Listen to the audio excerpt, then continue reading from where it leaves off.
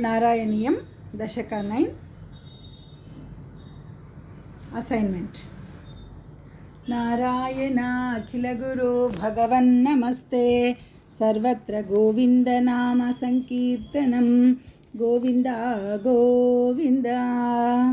स्थितः कमलोद्भव स्तवहिनाभिपङ्केरुहे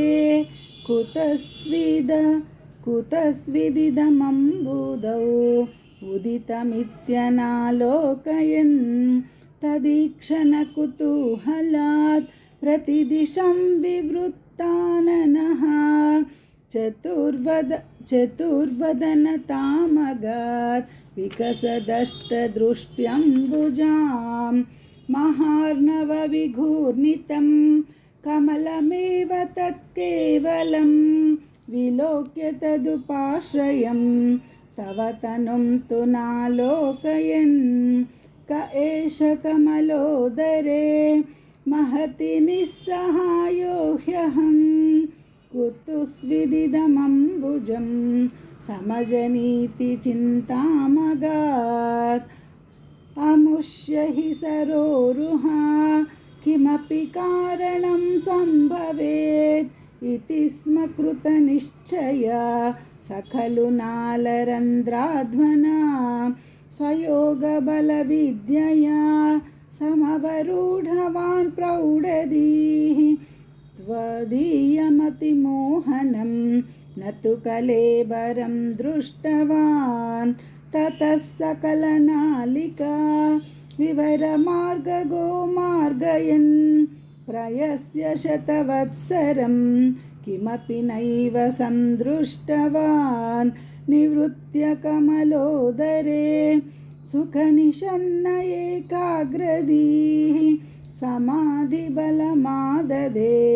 भवदनुग्रहैकाग्रही शतेन परिवत्सरैर्दृढसमाधिबन्धोल्लसत् प्रबोधविशदीकृत सकलु पद्मिनी सम्भवः अदृष्टचरमद्भुतं तव हि रूपमन्तर्दृशा व्यचष्टपरितुष्टधीः भुजगभोगभागाश्रयं किरीटमुकुटोल्लसत् कटकहारकेयूरयुङ् मणिस्फुरितमेखलं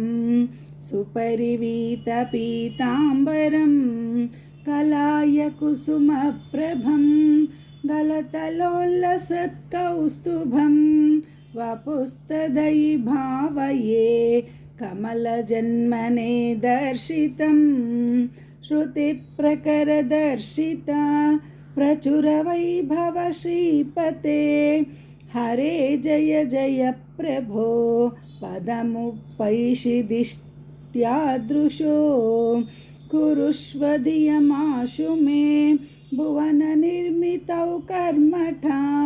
मितिद्रुहिणवर्णिता स्वगुणबंहि मा पाहि मां लभस्व भुवनत्रयी रचनदक्षतामक्षतां गृहाणमदनुग्रहं कुरु तपश्च भूयो विदे भवत्व किल साधनी मयि च भक्तिरत्युत्कटेति व्युदीर्य गिरमादधा मुदितचेतसं वेदसं शतं कृततपास्तता सकलु दिव्यसंवत्सरान् अवाप्य च तपोबलं मतिबलं च पूर्वादिकं उदीक्ष किल कम्पितं पयसि पङ्कजं वायुना भवद्बलविजृम्भिता पवनपातसि पीतवान् तवैव कृपया पुनः सरसिजेन तेनैव सा प्रकल्प्य भुवनत्रयीं प्रववृते प्रजानिर्मितौ तथाविध कृपाभरो गुरुमरुत्पुराधीश्वरा